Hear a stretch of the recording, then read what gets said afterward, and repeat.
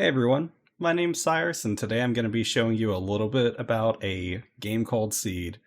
Now, Seed was made by a company in Germany named Clang, and to give you a brief rundown of what this game is and what it really entails, it's pretty much a online Sims-like MMO where you start out with pretty much nothing at all except for the kernel that you kind of crash land in and a bench to kind of get you going with a couple supplies and a basic tutorial. So before I get too terribly detailed into it, let's just kind of dive on in. So first up here, when you enter into the game and select the society that you want to join, you're gonna have to create your seedling, or basically your sim if we're talking in Sims terms. So first up here, I'm just gonna kind of take a little inspiration from, old English kind of mythology here. Give him the name of Merlin. Play around with, some of the customization details. Here you can see you can alter, how big, how small they are.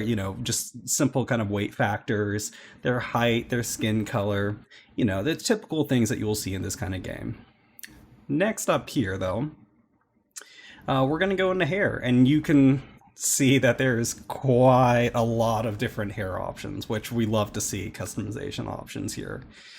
Now, I'm going to kind of click through every one here just to figure out what works best for Merlin, but one important note to take about choosing your hairstyle is that this is the hairstyle that your seedling will be stuck with for the rest of the game, as far as we can tell. Now, this game is in early access, so Clang might at some point create some sort of way for you to alter your hair at a later date. But in the game as it currently stands, this is really the only way that you can choose your hairstyle, and you are really stuck with it until your seedling dies. Thankfully, you won't just most likely manage one seedling, so you'll be able to have multiple of these guys kind of running around. But yeah, as you can see here, hair color, beard options, but quite a few options, really nice there. Next up here, we can kind of choose our face shape, and I'm playing around with it a little bit here, just trying to figure out what might best fit what we would typically think of as Merlin. Maybe something a little bit more thin, but there's just so many options, and I love games like this that can offer you multiple customization options here. And next up is cheeks, which is kind of just like lines, a little bit of extra detail to see, to give a little bit more of depth to your character, which of course we love to see as well. And then you can change the cheek color, give them a little bit more of an expressive detail to that as well, including their lips. Again, just more features. The more features we have, the better. This is something that you're going to be playing with for about 3-ish months. Each seedling does last for that amount of real life time before they would die of old age. Now, of course, they can die before then, but hopefully you can get them to live and just die at their old age. Now, yeah, you'll see here I'm just playing around with their eyes, different eye colors, eye distance, eye position. Now, if you move the eye position, and you'll see here in a second, the eyebrows too much, they will alter each other. They can only be so close to each other at this current stage in the game, but there's still quite a few customization options, and just having the ability to move around where their eyes are on their face is pretty nice as well. But if you are like me, you might be playing a little bit further away from your seedling just so you can get a good view of the area. But, close up works as well. So make sure you make your seedling look the exact way that you want, because this is going to be them until the end, unless one of your seedlings eventually gets the option to become a plastic surgeon with the later feature. But yeah, you can see here playing around with the nose, where you place that on your face. All the detail that you can get, again, just wonderful to have.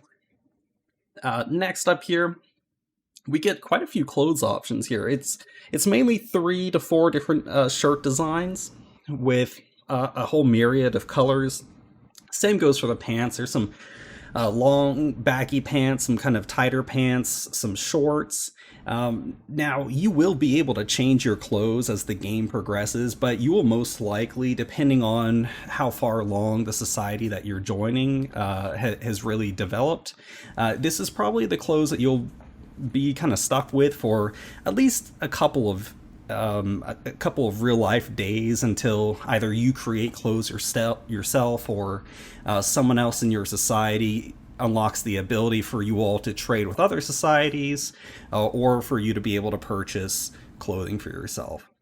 After you've decided that, you move into your seedling stats, where you'll pick and choose from all these different options that affect how your seedling plays the game. So yeah, as you can see here, we've got things like strength, agility, perception, resilience, stamina, and dexterity. They all kind of do different things. You're not going to really lose out on too much no matter what you do. I think one of the most notable ones here would be agility, because that does directly affect how fast you run from one place to another. Now, of course, your seedling will kind of speed up if they're in a happier mood than if they're like down in the dumps. While this does matter in certain crafting skills that you perform, it's not going to be absolutely dire to how you play the game. So just make sure you do read those tooltips. They are really great at kind of telling you which things that they do affect. But just know that it's not going to be the end of the game if you mess up your stats there. And then next up here is the mental stats. Now, these might be a little bit more important, actually. You have intelligence, intuition, creativity, willpower, charisma, and memory. Now, in my opinion, I would say resilience would be the most important of all these stats in between physical and mental, because resilience does play a pretty important role in the game, because there is sickness and injury, and the higher your resilience, the lower the chance of you getting injured or sick. And if you end up being injured or sick and it keeps progressing in how severe it is and how sick you are, you can eventually pass out. And at that point in time, if another seedling doesn't pick you up for 24 hours, then you will die at that point. So resilience will just help you, heal a little bit more naturally, prevent some of those chances of getting sick from something. So just keep that in mind. But again, it's not completely dire. You do have ways of increasing those stat boosts later on. And then finally, here's your personality stats. Now, you can kind of work this however way you want. You can either role play it a little bit, where you actually decide based off of how you think your seedling would be in the world. And that's kind of what I'm doing here with Merlin. Now, if you have friends that are playing as well that you want to eventually have kids with or just have a relationship with, this does actually affect your compatibility with another seedling, and just basically how easy it is to form a relationship with another seedling. Now, you can still form a relationship with another player seedling even if you don't have high compatibility with each other, but it just makes it easier if you already have a sort of plan where you want a seedling to have, like, high attractiveness or just high compatibility with another player seedling. Now, compatibility is not locked to the typical gender, like female or male, because seedlings, the in-game explanation at least, are non-gendered clones. So at the beginning, you do have the option for kind of like body shape in between masculine and feminine, but it's again, it's nothing that will affect any of your actual gameplay. So see here, right at the end, we'll also get a nice overview of just everything we've selected, some of the traits, and the physical and mental stats that we had selected earlier. And this is the last chance you get before you send your seedling into the world, or you go back and edit some things there. So here Pam will give you some instructions as you do everything.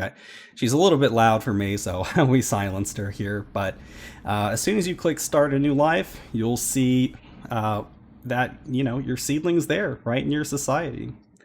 So I just want to say thank you all for watching this short video today, and if you have any questions, feel free to just comment down below, or request something that you'd like to see in the future.